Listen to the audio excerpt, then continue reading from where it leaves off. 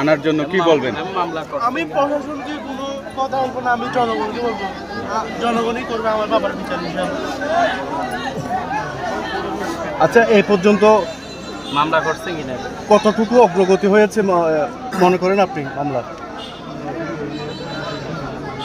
আমি মনে করতেছি ওরা পুলিশ প্রশাসন যতই আসে না কেন ওদেরকে সাপোর্ট দিচ্ছে। কাদেরকে? যারা আমার খুনিদেরকে।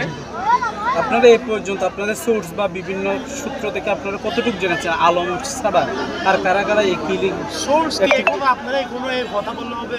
সব কিছু আপনাদেরকে বলে দিচ্ছেন করণে করছ এখনো যদি আপনারা এই জিনিস করে থাকলে তো প্রশাসন কি কেন প্রশাসন উদ্যোগ নিচ্ছে না যে অপরাধীকে আইনের আওতায় আনার জন্য? কোনো মামলা করেছেন কিনা?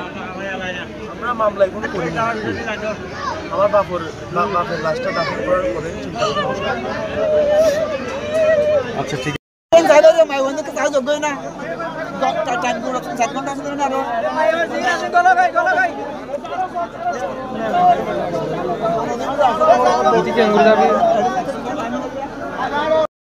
আছে। আমাদের উন্নয়নের অধিকার, আমার যদি কেউ যদি 1 কোটি টাকা দিবে বাতের দাও না, যে কোনো কিছুর বিনিময়ে আমার যদি বলা আমি ওদিকে না বা দেখা বলি না, কিন্তু তাকে কিভাবে কি চক্রের মাধ্যমে কিভাবে সাইন করে নিচে আমার মাথা ধরে না।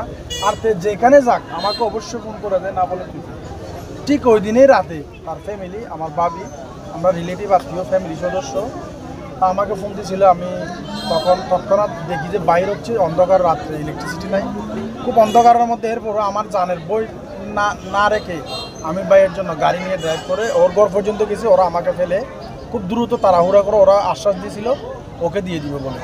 তো ওরা না কি বলে চেকপোস্ট পর্যন্ত গেছে। যাওয়ার পর আমি ফোন দিয়ে আমি বলছি আমি তো ভাবি আপনার বাসায়, হয়তো বাসায় দারোয়ান আছে, তুমি ওখানে থাকো, আমরা যাই। আমার আপন বোন জামাই একটাও গেছে, আপন বোন জামাই হলো মেম্বারের আপন বাগিনা। তো ওরা গেছে, ওরা যাওয়ার পরে নাকি মনে করেন যে গড়টাতে গেছে, গড়ের প্রায় 200-300 ফুট ওদিকে 10-12 রাউন্ডের উপরে গুলি ছোড়া হয়েছে, ফাঁকা গুলি। পুলিশের সহকারে ওরা, পুলিশের সহযোগিতায় ওরা ওদের বাড়িতে গেছিল। তো এই আর কি।